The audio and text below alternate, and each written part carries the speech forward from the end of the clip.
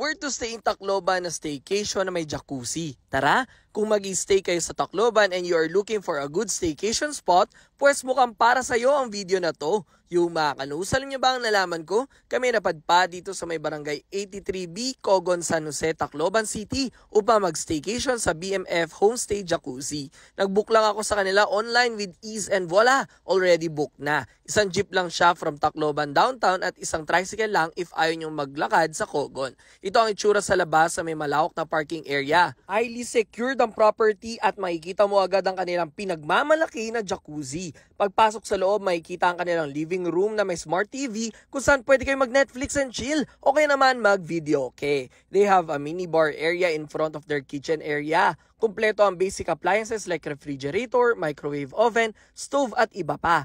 At may mga cooking wares at dining wares na din na provided. Meron silang mini honesty store na may cup noodles, chips, canned drinks, soft drinks at wine. Ito naman ang itsura ng kanilang comfort room na may hot and cold shower, toilet and bidet at sink na may aesthetic na mirror. FYI na meron din silang complimentary toiletries and provided towels. Dito naman sa loob ang kanilang bedroom na may queen size bed, closet at side table. At kung gusto mo ma-relax, pwede mo gamitin ang kanilang jacuzzi na may bar table din sa gilid kung gusto nyo kumain dito. And lastly is their second floor veranda na pwede kayo tumambay anytime you want. Meron silang wifi kaya pwede din kayo mag-work from home. You can order food that you can also order online. At may taxi services din sila if mas trip mo magpasundo or magpaatid sa airport. So ano pa hinihintay nyo? Tara na dito at mag-book sa BMF Homestay Jacuzzi sa next travel nyo sa Tacloban City. Let's go!